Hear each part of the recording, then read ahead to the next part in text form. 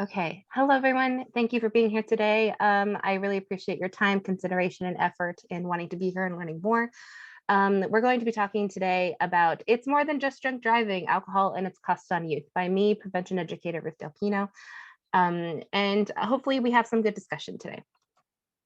Okay, so I always start with these presentations with who I am because I feel it's most necessary to understand my expertise and where I'm coming from for me to sort of shape the presentation on our journey together while we discuss a lot of these interesting and sometimes hard topics. So I am Rita Pino. I am a prevention educator at the Mercer Council on Alcoholism and Drug Addiction. I am the Mercer County Grant Coordinator. I have a Bachelor of Arts in Global Studies, Political Science, and American Studies. I'm certified to teach English as a foreign language, life skills training, and leadership. So those are all things that shape my perspective.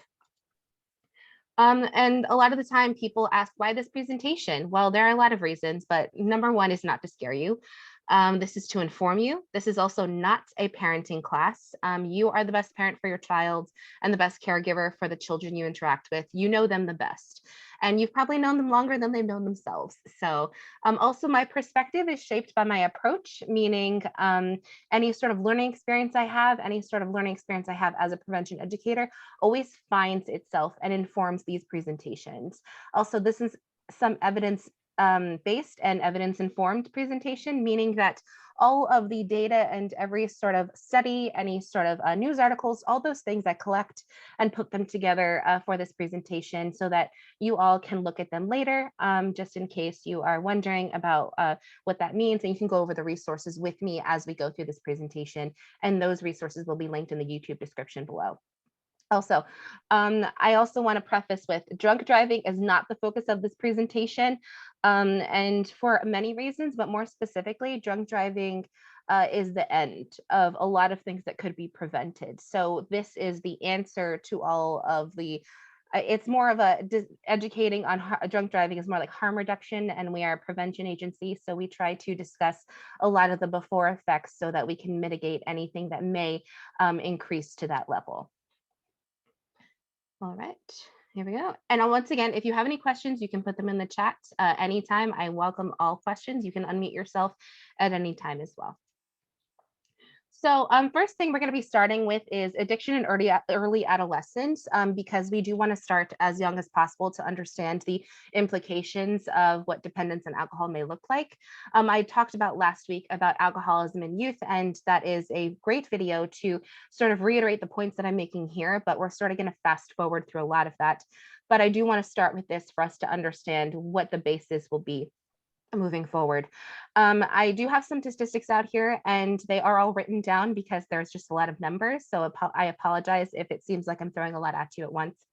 But underage drinking is a significant public health problem in the United States. Excessive drinking is responsible for more than 3,500 deaths and 210,000 years of life lost due to alcohol among people under the age of 21 each year. So that's not just cumulatively, that means each year. Underage drinking also cost the United States $24 billion in 2010. So I wonder what the number would look like now. Obviously, those numbers are a little slower coming in. There were approximately 119,000 emergency room visits by persons aged 12 to 21 for injuries and accidents related to alcohol and other conditions related to alcohol in 2013 alone.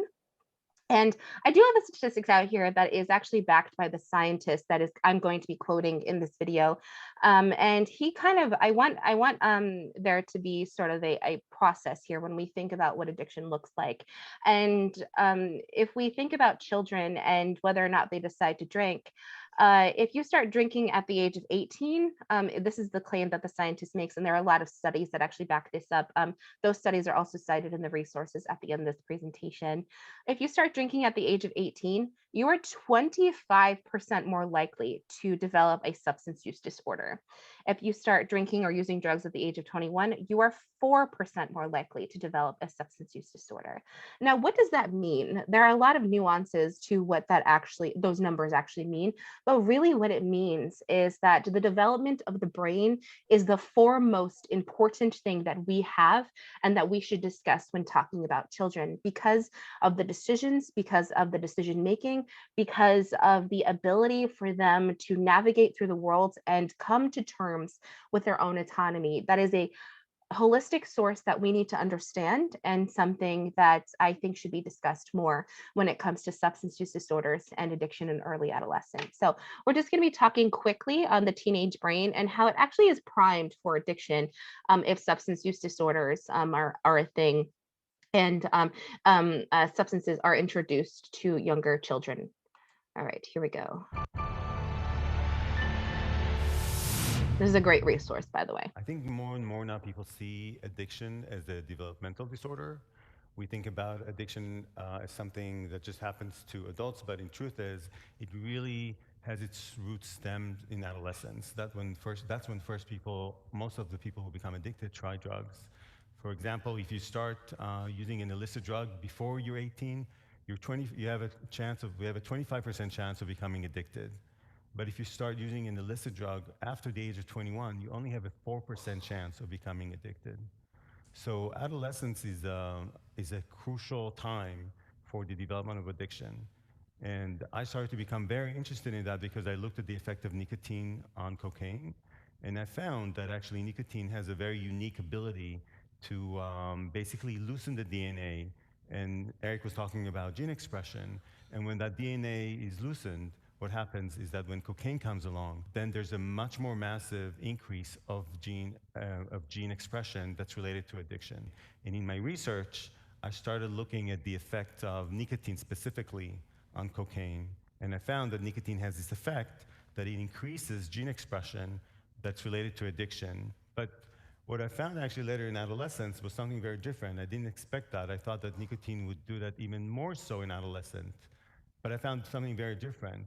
Because when I looked at the adolescent brain at baseline, I saw that the DNA was already loosened up in that particular area in the brain, in the nucleus accumbens. So at baseline, the adolescent brain is much more sensitive to the effect of almost any other drug of abuse. And so if you expose the adolescent brain to any of those drugs, you'll get more of that growth that Eric described because the DNA is more open, basically open to soaking up new experiences. So this is the compact DNA that you see that oftentimes in adults. And what I saw in adolescence was a very different picture. It was something more like that, a much looser DNA. So the gene expression, so the genes that are over there basically can get expressed a lot more in that particular stance when it's more loose. I find that a really interesting video for a lot of reasons, but more so because what it talks about is a interesting topic that you when you have children, their brains are already primed for something that is going to enter it. And that basically is the reason why you have a lot of children that learn very quickly, meaning they have a lot of languages they learn when they're a child, if they're introduced and immersed in a language.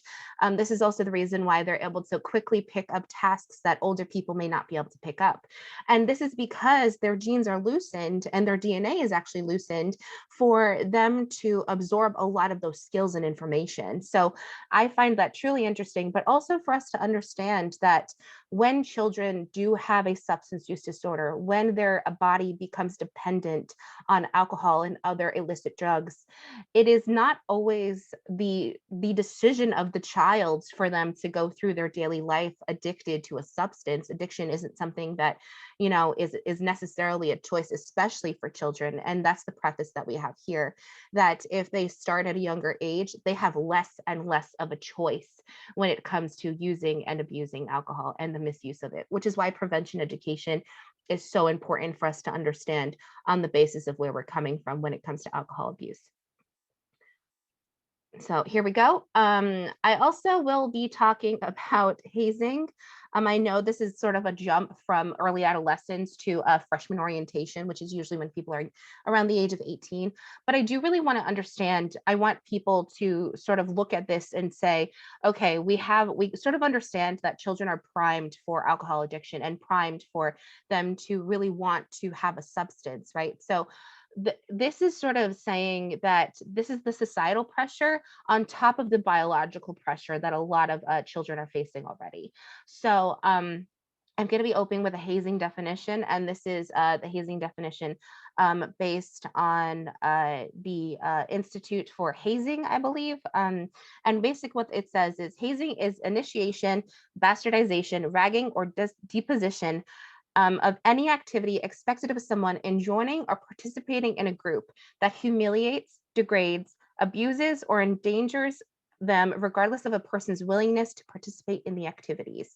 So basically, what it's saying is a person can say no over and over and over again, but with the societal pressure and with the pressure of them wanting to fit in, with the pressure of people telling them what to do, then they slowly over time become someone who says yes to things that they don't want to do, regardless of whether or not they say yes on the inside, they could be saying no. And really, this is hazing essentially is a boundary crosser. It's something that says, this is the boundary that this person has, and we're going to push that boundary because we like to degrade them. We like to see what they can do for this organization. And a lot of the time you hear hazing as a part of an association with Greek life, but hazing happens in all sorts of places. Hazing can happen in sports, activities, and clubs. Regardless of what that looks like, Greek life may be the place that it is associated with, but it happens in all facets of group activities, regardless of what that looks like. So this is not a fun list for me to show, but I do want to show that there are a lot of costs to hazing, and hazing deaths in the United States is definitely a thing. So we're going to be just looking at that very quickly. Obviously, this is from the 18th and 19th century, but as you can see, the numbers start to get a lot higher when the 1900s and 2000s start to roll around.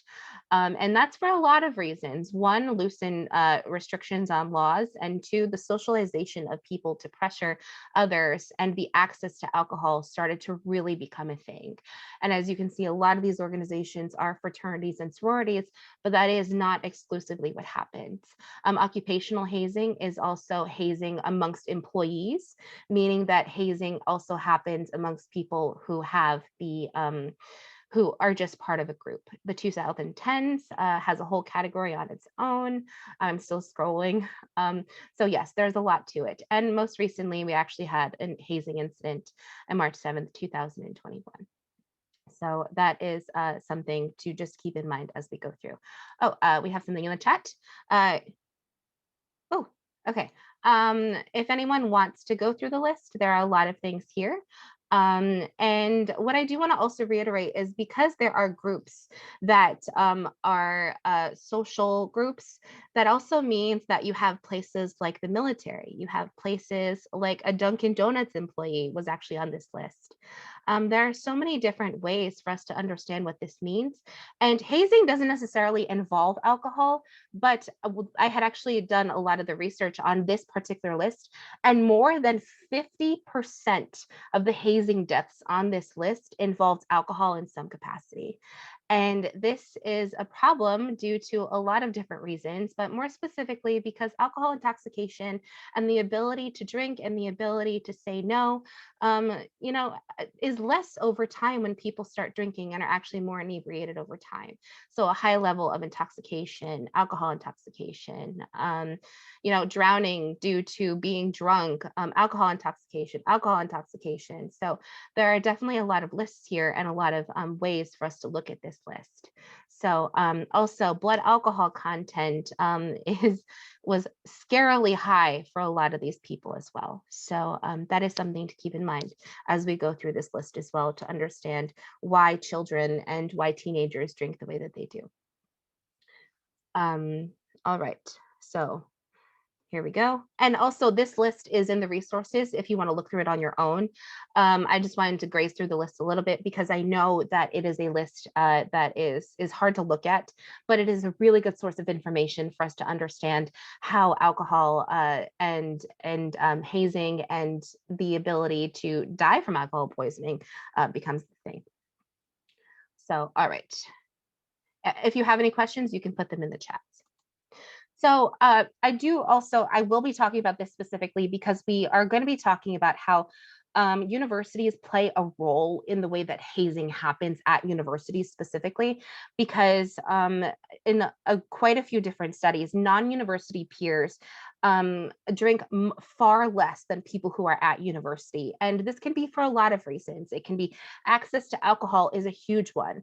Two, peer pressure is different outside of a university. You are constantly around your friends at university. There's also more alcohol found in other places. So when you are at university, they have the pub. They also have a lot of different bars in the area because a lot of different businesses make a lot of good money off of 21 and older patrons. And also people who go to clubs that enter 18 to enter, 21 to drink club incidents, where you have people that are just around alcohol a lot more than if they were not at university. So we will be talking about university today, but I am prefacing that access to alcohol and the ability to have access to it isn't exclusively at universities and colleges. There were quite a few high profile college deaths that happened here.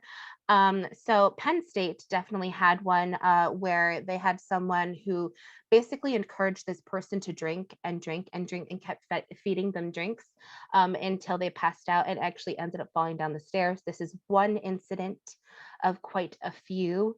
And this is just me overviewing it because I feel it is necessary to do so, but also something that I don't want to go over too much just because I don't want to be disrespectful in that regard. But that is something to understand that it happens at universities quite often. And the other point is to say that at these universities, it happens most of the time off campus, which is why it is such a hard thing for universities to regulate. So I'm going to preface also with an incident at Rider University. I actually went to Rider University. That is where I got my degrees. I was a Bronc and I absolutely loved being there. And it gave me so many opportunities to grow, so many opportunities to flourish. And I was also a resident advisor. So I really got familiar with the alcohol policies that existed on campus. And really what we had learned was when you're rewriting alcohol policies, it's much less about if 21 people and under can drink. That's just not allowed. It's more about having the consumption of alcohol in different parts of the year. So, for example, when they rewrite alcohol policies, they have something called dry seasons, where during the summer and winter, where people are less monitored and there's less resident advisor activity, they are less likely to drink. But that also means they are more bored, they have more free time. So they can go out, buy alcohol and drink. And that's not necessarily something that universities would like because of these dry seasons. And also during this time, a lot of hazing can happen because of the sports and fraternities that meet before the dry season is over, due to whether it's initiation, freshman orientation, and things like that. So when we are going through here, we're just sort of looking at a lot of the unintentional stuff that we're doing. The most recent statistics from the National Institute on Alcohol Abuse and Alcoholism, the NIAAA, estimate that around 1,519 college students ages from 18 to 24 die from alcohol-related unintentional injuries, including motor vehicle crashes, a year. And when you're at university, when you're around a lot of people, you're around a lot of people that are searching for good things, searching to better their future. But the most recent NIAAA study statistics estimate that around 696,000 students ages 18 to 24 are assaulted by another student who has been drinking. This includes emotional, verbal, and sexual assaults. And that is a number that is a little scary. We will not be touching upon assault numbers because that is another presentation I will be doing in 2 weeks that talks about the cross-reference between sexual assault and substance use disorders and access to drugs. So if you're looking forward to any of those numbers or anything like that in a respectful manner, we'll be going over that in 2 weeks as well. Once again, if you have any questions, you can put them in the chat. And also, while higher academic institutions are working on a lot of things, the level of hazing that may be going on, it can be undetected because a lot of people, when it comes to hazing, there's a lot of peer pressure, right? So there's a lot of things where you say, oh, if I do this, if I do that, then they'll like me. If I do this, then there won't be any sort of badness or any sort of backlash if I say anything to anyone, because I just won't say anything. And the thing about this is that when you are at an institution, the way institutions make places better is making sure the response to these complaints is thorough, respectful, and anonymous as possible. And without that, a lot more people can't move forward with these allegations, with these instances of assault and alcohol poisoning and things like that. So that is something really important to understand as well. And this reiterates the points of the Title IX issues that a lot of colleges are having when it comes to reporting and anonymity as well, which I will be touching upon in 2 weeks. All right, so there are a lot of different things when it comes to people who interact with alcohol, and I think that it's really important for us to understand what this actually means. I do want to preface actually with a interesting article that I found that TikTok has alcohol brands and basically funds these alcohol brands to advertise their product. And obviously they say you can't advertise to teens and youth, but in reality, what is the mitigation? What is the filtering? What is the process looking like? I could follow anyone on TikTok, and so can my niece who is 13. So if she follows a TikTok brand by accident, then that's what happens. And also the other point is that TikTok for alcohol brands means that it's implicit. So if we're looking here, I find it really interesting because they have things that don't look like alcohol brands, but they are. So I just want to go down to the pictures here. And yes, there's Spirited LA, and spirits is a thing that's like an alcohol, type of thing. But if you have a child that just looks at it, they don't always know what spirits means, so they may think something different. And they advertise alcohol. This particular brand is for gin, and also on TikTok they teach you how to make cocktails. This person in particular isn't necessarily someone that is part of the brand, but someone who was sponsored by a brand, which is Sumroost Coffee Liquor. And this person is just a person that is an influencer. So he talks about how to make a drink, and he actually reviews the ad. It reviews the thing itself. And so he does do a lot of bartending videos, but he's also a lifestyle guru. And when I say that lightly, in that this person talks about the lifestyle that they have, and they just also happen to make alcohol infused videos. So when you're active on TikTok, there are a lot of different things that you can do. And understand that you can also have options on how to not follow certain hashtags. But once again, on the For You page in a TikTok, if you scroll through, if you like one video when it comes to yoga or fitness, you will be getting videos on yoga or fitness. So in order to change the algorithm, you are just someone that has to keep liking videos until that video that involves yoga or fitness that you don't want to see isn't part of your algorithm anymore. And you can unfollow tags, but that's a little bit more difficult for some people to understand. So this is definitely something that I think is a lot more insidious, a lot harder for us to understand because it is so new, because the advertising doesn't look so it doesn't look so similar to what we're used to. And to understand, some of these numbers are pretty interesting. This article, I believe, was written in 2020. And these numbers are kind of interesting. It says TikTok has 800 million users worldwide, and it's still growing. TikTok's usage is already ahead of Twitter, LinkedIn, and Snapchat, and it is the most downloaded app in the Apple Store as of right now. And this number I wanted to point out the most, that 41% of TikTok users are between 16 to 24 years old, meaning you have 16 years old to 21 years old of people that are looking at these implicit advertisements for alcohol that could be really hard for us to understand, that could be insidious, that could be sort of laced into the fabric of the way that they do their videos. It's something very implicit, and that is cause for concern for a lot of reasons, in that it is such a small piece of exposure that can really normalize things in a child's brain. And I do talk about normalization.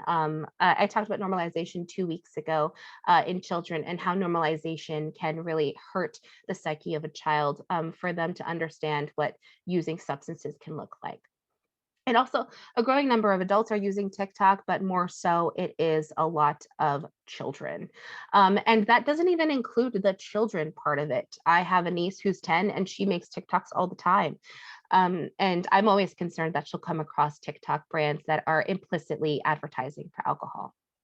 So, because, and the thing is that because these brands are so new, because these brands are so, um, because these social medias are so new to the strata of what socialization looks like, we don't know exactly how to mitigate and hold them accountable for their actions yet.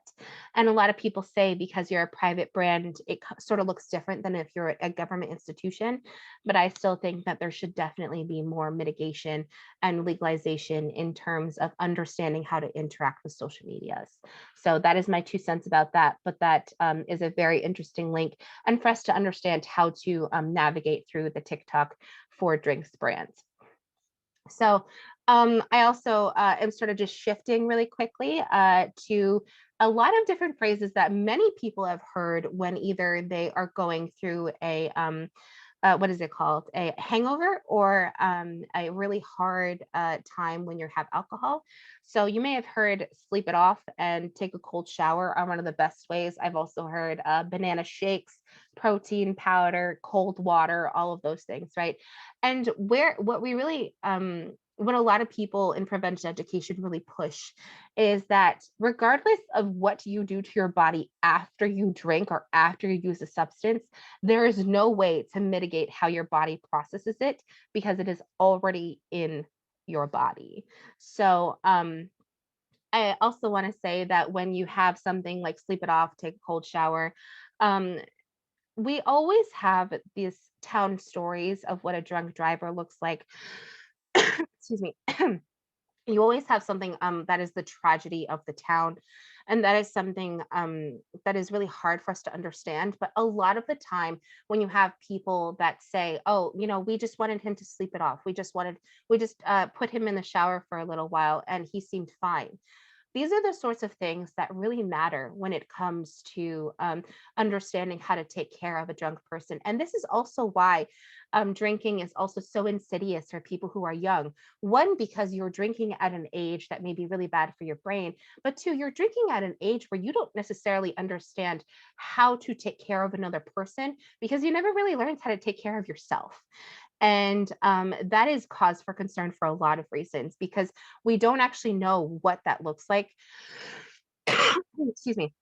And what that socialization looks like on a given level, because a lot of students and a lot of people who are 18 and younger don't really know how to take care of other people. So sleeping it off and taking a cold shower are not the best ways to do that. Especially when also I have a bullet point here that says blood alcohol content rising. And I do this a lot with my driver's ed classes, especially in high school. And what I really say is blood alcohol content means the percent and content of your blood that is percentage of alcohol. Meaning if you are 0.20%, 100% of your blood, 20% of that at that given moment is alcohol. And I don't know about anyone else, but that kind of freaks me out knowing that 20% of my blood is alcohol, because I like 100% of my blood being alcohol. I mean, being blood, so that can be a really interesting and poignant point to make. But as if I'm going to allude back to the hazing rituals that we were talking about earlier with that list, There were people who had blood alcohol content of 0.45, 0.55, meaning 55% of their blood was alcohol. And that is truly concerning for a lot of reasons. One, because alcohol poisoning looks very different than if someone is drunk. But two, the fact is that if you're not with that person and their blood alcohol continues to rise as they sleep, which it does, because if you take shots right before you go to bed, your blood alcohol content does rise, then you're not sleeping it off, you're just sleeping yourself into alcohol poisoning, and that is a true cause for concern. Also, when you are drinking and you are seriously drunk, there, oh, I have something in the chat, just give me 1 second. Oh, that's okay. Thank you, Sophia, for being here. So if we are drinking and we are talking about blood alcohol content, we also know that when you have alcohol inside of your system, your inhibitions are low. Your inhibitions are almost non-existent because you are just searching through the social navigation system that you're a part of at this party or at this event. And you are just primed to say yes to things, meaning that you are primed for other usage of other drugs and primed to say yes to other substances. That is also a cause for concern because, as I talked about in the last video, you can become cross-faded, meaning you are drunk and high at the same time, meaning you are drunk and also tripping out on mushrooms at the same time. This is a cause for concern because your body cannot handle that kind of stimulation. And your body treats alcohol and any other drug as a poison. So the way that it interacts with these substances is truly something that basically does not mitigate your decision-making skills, to put it nicely. Also, for anyone that is wondering, and this is something that I think everyone in New Jersey is really aware of, we have something called the Good Samaritan Act, meaning it generally protects the persons from civil liability if they render aid at an accident scene. Accident scene is implicit with someone who stays with someone who has overdosed, stays with someone who has drank too much alcohol, stays with someone who has who's going on a bad trip and they decide to call and it's a life-threatening situation. The Good Samaritan Act protects people to reach out to the authorities and to law enforcement and to medical services to make sure that person who is sick and that person who is going through something very serious gets the attention they need, even if the other person next to them has also used an illicit drug or has used something that is not very good for the human body. Because we want people to be safe, we want people to get the help they need, and this has mitigated a lot of deaths because of the rule itself and because people are less afraid to call in case a substance is in that scenario. This also is something I say to a lot of my students.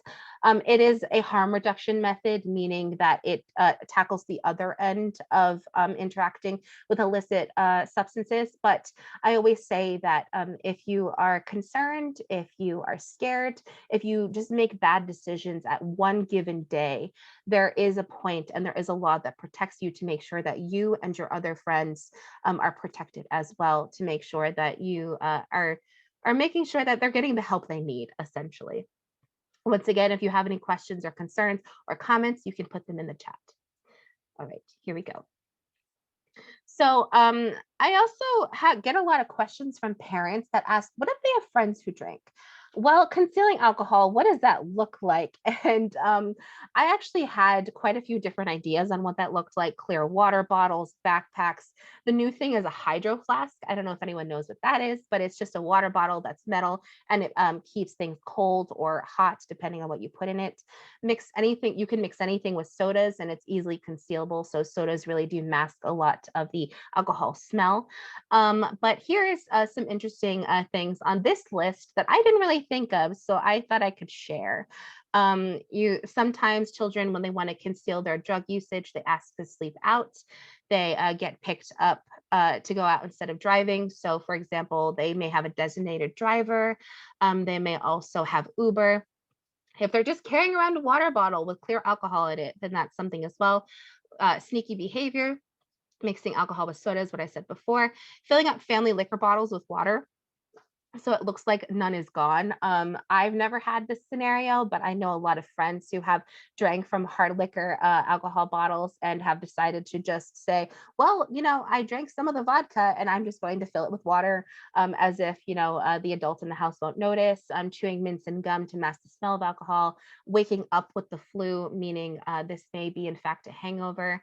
Inconsistencies in the plans for the evening. So if they tell you they're going somewhere else, and the next day they say they went somewhere else after that, that may be a cause for concern. That is inconsistent, but that doesn't mean they are drinking. So I would further probe that question and that plan. Also, finding spots on the ping pong table from beer pong, making sure that anything in your house when you're away for the weekend is where it needs to be, that sort of thing. So this is a great list. Once again, this is a resource that is listed in the resources under the description of the video. Apologies, excuse me. But I just wanted to have that list there so everyone sort of understands that I don't necessarily think that way, but there are definitely people and teens who do think that way. So good to know. Also, another question I would probe is that if you have a child who actually is concerned about drinking with their friends, saying that they don't want to do it, or they've done it before and they don't want to do it again, ask them, are there alternatives to them being around drinking? Maybe they can suggest going bowling or suggest going axe throwing, which actually I think you have to be 18 to do that. But it's a very fun activity, actually. So there are a lot of things for children to do outside of drinking. And if they are drinking, that means that they're trying to use it as a social lubrication to fit in, to sort of experience something that is new and exciting. But also, if you use it and you're bored, then what does that mean about you? What other activities, what other things can you do in your life that you don't turn towards illicit substances to entertain yourself? So I would ask those kinds of questions if you have any children that are concerned about drinking with their friends as well. All right, we are moving on.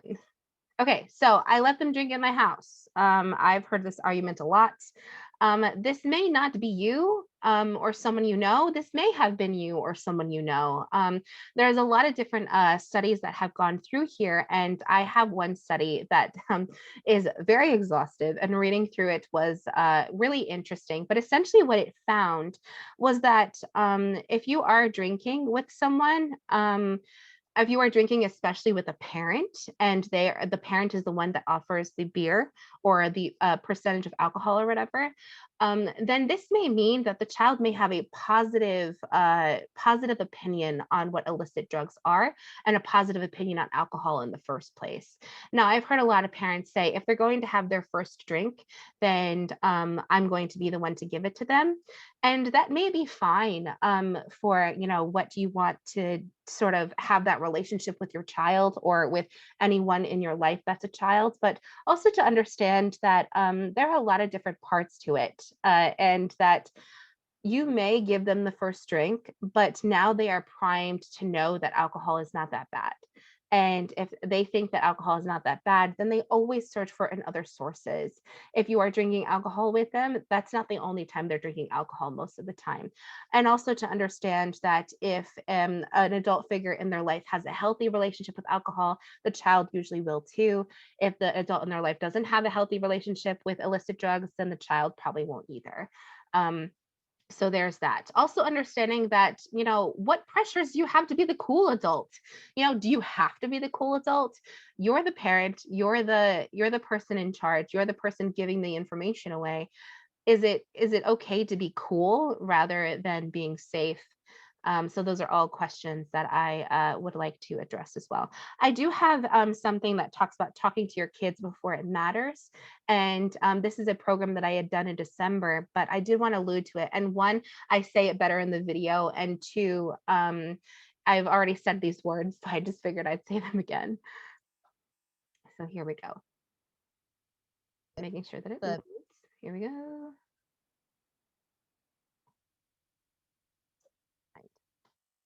Continued. What I do sort of want people who are listening to this, I want them to come up with equal understanding relationships. Now, what does this mean? And I think that this is different than being equals in a relationship because we all have different roles that we play, right?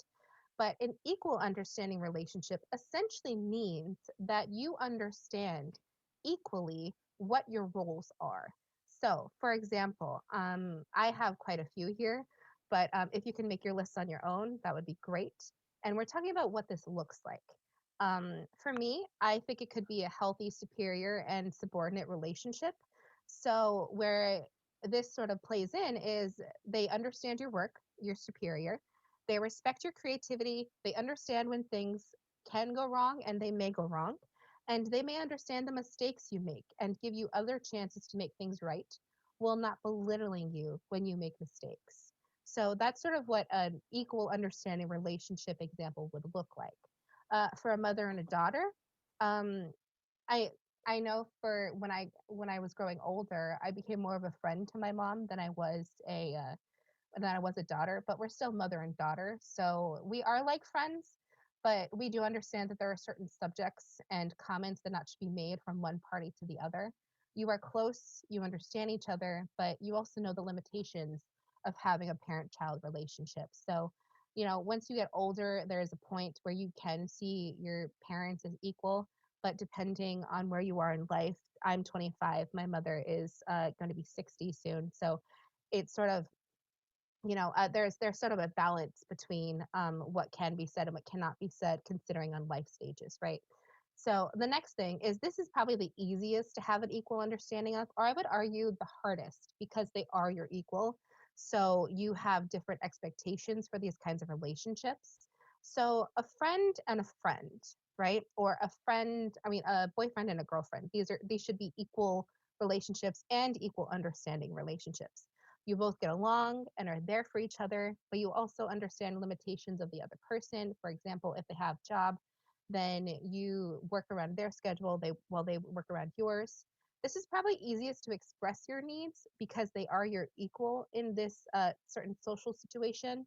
There is nothing at stake professionally, and you treat them with respect, but it's different because you don't have to be so careful in your word choice, and you can make mistakes more with friends because there's nothing at stake when you make mistakes, and they respect your no's, and respecting your no means saying no to drinking, saying no. Okay, so I just sort of go on a bit of a tangent about what that actually means, but I do preface and I do always say that the expectations of different people and relationships are different, but understanding where your children are coming from when they're talking about using and drinking alcohol, because it is a different ball game for them. It is a different insidious reality for them compared to what it looked like even 20 years ago. And I follow that up with the next slide, saying back in my day. I hear a lot of that back in my day. And I just want to preface with saying that, back in my day is not a relevant statement when it comes to a whole other level of socialization for your children, and for children of today. Because when what we and what others had back in their day is not the same reality here. To understand what they're going through, there is definitely the same sorts of feelings. There is definitely some sort of the same socialization, but children these days are truly growing up with different types of advertising, different types of realities, and different types of peer pressures, and something that the human race has never navigated before. So I think that it is very important for us to understand that each generation after ours is socialized differently, and to say, I know where you've been is absolutely true. But we may not know everything that they've been through because we haven't lived the same reality as them. I quickly just wanted to talk about the history of alcohol and how it became something youth were not allowed to do. Up until the 1980s, 18, 19, and 20 were sort of the age ranges for people drinking alcohol. I wasn't alive then, so I'm just doing it based off of history. But essentially, over time, the drinking and drinking while driving was a really huge problem. And the traffic reports were quite staggering. So, Mothers Against Drunk Driving, or the Minimum Drinking Age Act, for the Mothers Against Drunk Driving was the catalyst for the group that essentially helped with this law to come into place. And they have a website called Y21, and I have the link also in the description below if you are looking for that. More than 25,000 lives have been saved in the US thanks to the 21 minimum legal drinking age. Traffic reports show a 61% decrease in alcohol-related fatalities among drivers under the age of 21 between the years 1982 and 1998. So that is very interesting. Raw numbers also show that drunk driving fatalities have been dropped since the early 1980s. That's no surprise there. And drunk driving fatalities have decreased 51%. And also overall in general, compared to 1980, compared to present day, the drunk driving incidents have decreased by 80%. So those are good numbers. Those are great numbers for us to understand. And the fact is that laws and mitigation do have a place. Laws and mitigation do have a space for people to use and to use well for the children of the future. And for us to say that these are times where if we create laws now, it can really help the youth in the future. Because I know for people my age, I'm 25, so people my age, I don't know a lot of people that have passed away from drunk driving. There are, but I think it would be much more if I had lived in the 70s and 80s. So the law is very impactful for a lot of reasons. And to understand that they are safer drinking with me than with friends doesn't always ring as a true statement, especially since when there are several laws that if there are children drinking at your house that aren't your own and they decide to do something and they have property damage, they have any incidents related to alcohol in any capacity, the person who provided them with the alcohol, the adult who provided them with the alcohol, is the one responsible. And will be charged along with the youth. So I have a small video. It's about a minute long, just food for thought.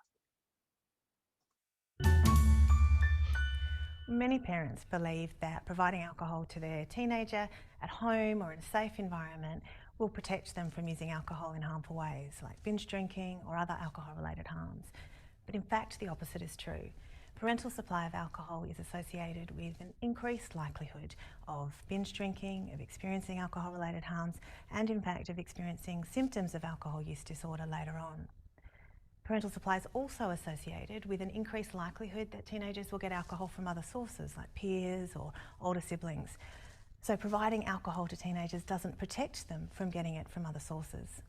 And this is a counterintuitive message for many of us as parents, but it is the message that is the most strongly supported by evidence.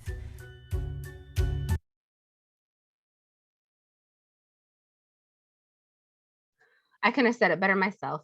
So there are a lot of different like points that are made there, but I think the video speaks for itself when it comes to that kind of thing.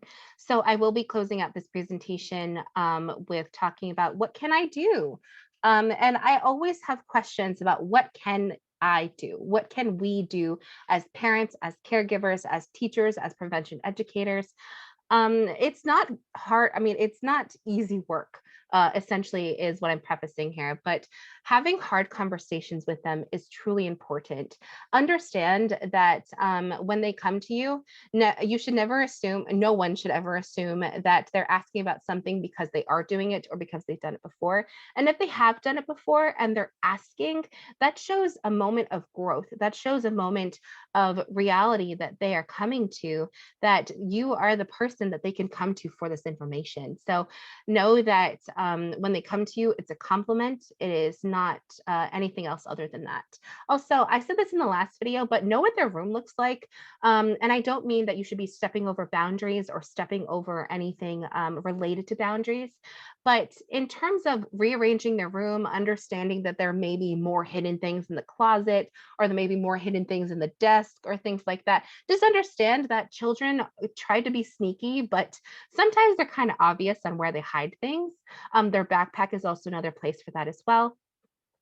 Know the right resources and understand that maybe you or anyone you know may be the best resources for the child that you are trying to address the issues with.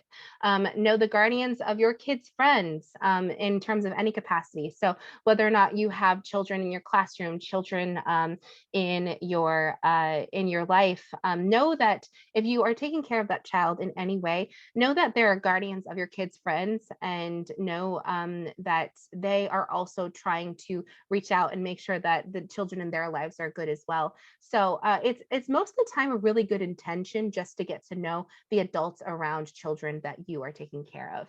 Also, lead by example. What does your relationship to substances look like? Do you say, I'm so stressed out, I can't wait to have a bottle of wine later? Do you say, I can't wait to just like take a Xanax and relax? Obviously, those are really like absolute answers, but just saying in general that, what does your relationship look like? What does your substance use look like when you are interacting with children? Are you drinking in front of them? Are you using anything in front of them? Those are all things to ask. Also, trust that children usually make the right choices, and that yes, it happens. It happens often. It doesn't go away, but also understand that most children do not drink. Most children do not drink and drive. Most children do not put themselves in situations that can harm them. So also knowing that that giving children the benefit of the doubt, giving them the resources and the things that they know to ring true to navigate their social world is usually enough for them to know what is right and what is wrong. Also, know what policies look like in your town, just in case anything has changed, especially with the new marijuana policy coming through. And that is also a law that I have discussed previously, and that there will also be a link to that video in the description below. So I always have quotes that I like to end on, just because I feel like it's necessary, but also there's poignancy here to open up any discussion that someone may have. I have two here. My mom was never strict. I was allowed to go out to clubs underage, watch TV, listen to whatever music I wanted to, and that made me not rebel. I have never touched a drug in my life. I do want to just preface, I do want to respond to that, saying that it's not always that you should let your children go wild, but really giving them the autonomy and the space to explore their creativity and their ownness, and own what they are, is a truly important part of the developmental process for children. Also, I have another quote here that says, to trust children, we must first learn to trust ourselves. And most of us were taught as children that we could not be trusted. So understand that children only know what they see. So if we trust ourselves, if we act confident in the way that we do things, and to feed our own inner wealth in order to teach children and to act as leaders for children, is a truly important part of that process. So thank you so much for being here. I appreciate your time and consideration, and I hope to see you next week.